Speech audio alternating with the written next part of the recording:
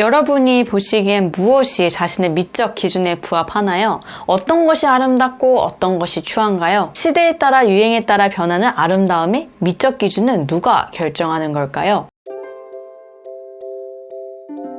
유행에 따라 변하는 아름다움의 기준, 이것을 끊임없이 따라간다면 우리 자신은 지워지고 꾸며진 모습만이 남게 되겠죠. 그렇다고 유행이 나쁘다는 것도 아닙니다. 유행은 사회에 좋은 영향을 미칠 수도 있고 주목받지 못했던 누군가에게 절호의 기회가 될 수도 있으니까요. 하지만 그 유행에 따라 자신의 얼굴을 변형하고 몸을 늘리거나 줄이고 있는 그대로의 자기 자신이 될 기회를 놓치게 된다면, 아름다움을 추구하기 위해 나의 마음은 고통으로 썩어가게 된다면 오히려 이러한 유행은 없는 것이 더 낫다고 생각합니다. 여러분 안녕하세요. 국어 강사 자아입니다. 요즘 저는 뭔가 움직임에 대해서 많은 생각을 하고 있는데요. 그때 운명처럼 만난 소설과 영화를 소개하려고 합니다. 자존감과 이어지는 이야기라고 이해해 주시면 될 것 같아요. 여러분은 스스로를 얼마나 사랑하시나요? 다른 사람들과 비교하면서 나를 비하하거나 부족하다고 생각한 적이 있나요? 이땐 어떻게 생각을 하느냐에 따라 자신의 삶이 바뀐다고 생각합니다. 오늘은 이런 고민을 다룬 두 가지 작품을 소개하려고 하는데요. 첫 번째는 책 뚱보 내 인생과 영화 I Feel Pretty입니다.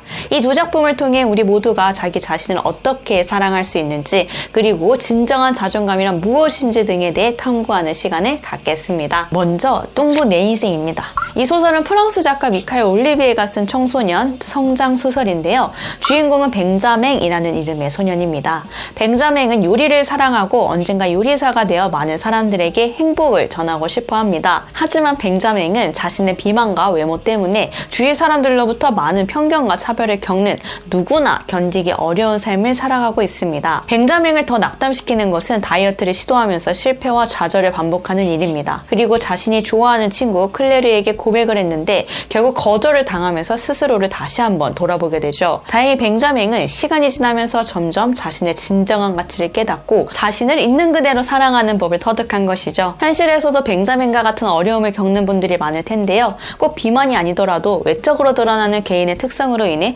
차별과 편견에 시달릴 수 있죠. 그럼에도 불구하고 자기 자신이 잘못된 사람이 아니라는 점을 기억하시길 바랍니다. 누군가 나에게 사회적으로 기대를 할 수도 있고 편견을 가질 수도 있지만 그것은 껍데기일 뿐이며, 알맹이는 자기 자신이라는 사실을 잊지 않아야 합니다. 자기 스스로 받아들이는 것부터가 진정한 성장의 시작이니까요.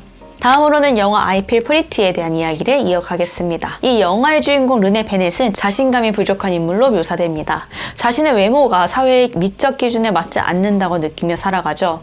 르네는 다른 사람들이 자신의 외모를 계속해서 평가하고 그로 인해 자신이 사랑받을 자격에 부합하지 않는다고까지 생각합니다. 그러던 어느 날 사건이 하나 발생하는데요. 르네가 스피닝 클래스에서 자전거를 타다가 머리를 다치게 된 것입니다. 이후 마법처럼 자신의 외모가 완벽하게 변했다고 착각에 빠지게 되죠. 사실 르네 외모는 하나도 변하지 않은 상태였습니다. 르네는 자신이 마치 모델처럼 아름다워졌다고 믿으며 엄청난 자신감을 가지게 됩니다. 그리고 이 자신감은 르네의 삶을 완전히 바꿔놓습니다. 직장에서도 인정받고 사랑하는 사람과 연애도 시작하게 된 겁니다. 하지만 시간이 지나면서 르네는 서서히 깨닫게 됩니다. 진정한 변화는 외모가 아니라 스스로를 바라보는 내면의 시각에서 온 것이라는 사실을요. 여기서 영화의 제목인 I Feel Pretty가 주는 의미를 이해할 수 있습니다. I am pretty, 나는 예쁘다는 객관적인 선언이 아니라 나는 내 자신이 예쁘다고 느낀다, I feel pretty로 해석하게 되는 것입니다. 나는 내가 예쁘다고 느끼고 그걸로 됐어. 이것이 영화가 전달하는 메시지입니다. 외모는 변하기 마련이죠. 어린이는 청년이 되고 청년은 중년이 되고 중년은 노인이 됩니다. 자신의 외모가 시간에 따라서 변하는 것을 받아들이지 못하고 계속해서 젊은 시절에만 머물고자 한다면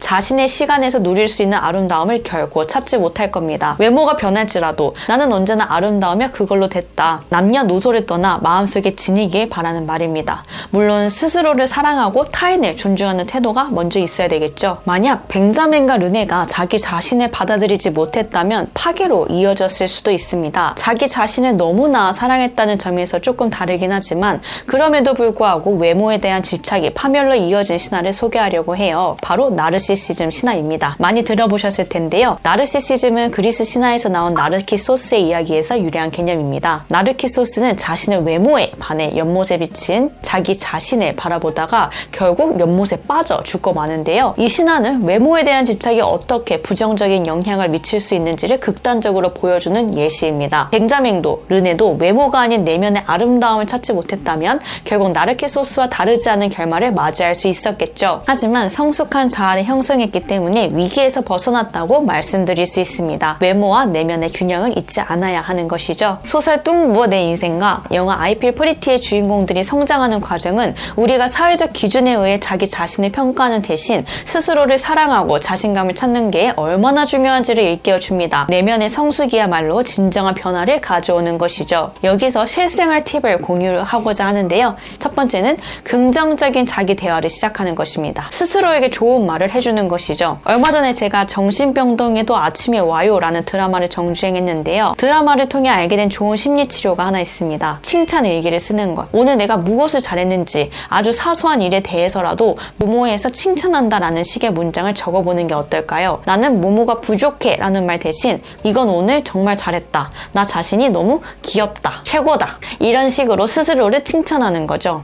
남들이 채워줄 수 없는 높은 기준을 스스로 채워놓고 마음을 다독거리는 것이 필요한 순간입니다. 타인이 자신의 마음을 완벽하게 채워줄 수는 없습니다. 그건 허상이죠. 나의 기대에 완전히 부합하는 사람이 있을 것이라는 상상, 또는 내가 그 사람의 마음에 완벽하게 들어맞을 것이라는 잘못된 믿음, 상대방이 내가 바라는 대로 모든 것을 해줄 것이라는 헛된 기대, 이걸 버리고 스스로가 자기 자신을 지켜봐야 진정한 자존감도 오르고 세상을 긍정적으로 바라볼 수 있지 않을까요? 오늘 여러분과 함께 뚱보 내 인생과 I Feel Pretty를 통해 진정한 자존감과 자기 수용의 의미에 대해 이야기를 나눠봤습니다. 우리는 자기 자신 또는 타인의 기준을 맞추기 위해서 끊임없이 노력하죠. 때로는 실망을 하기도 합니다. 하지만 진정으로 중요한 것은 자신의 마음이라는 점을 잊지 마세요. 스스로를 바라보는 눈과 내면의 가치를 발견하게 된다면 타인의 기준은 더 이상 중요하지 않습니다. I Feel Pretty라는 표현처럼 스스로가 아름답다고 느끼는 순간 그 감정이 우리의 삶을 완전히 바꿀 수 있는 거죠. 혹시 여러분도 자존감에 대한 고민이 있거나 비슷한 경험을 겪고 있다면 아래 댓글로 공유해주세요. 함께 이야기를 나누며 서로 격려하면 좋을 것 같습니다. 오늘의 영상이 마음에 드셨다면 좋아요와 구독 그리고 알림 설정까지 부탁드리고요. 다음 시간에도 더욱 재밌고 유익한 이야기로 찾아오겠습니다. 끝까지 자기 자신과 함께하는 것은 본인의 영혼뿐입니다. 시청해주셔서 감사합니다. 지금까지 자아였습니다. 안녕.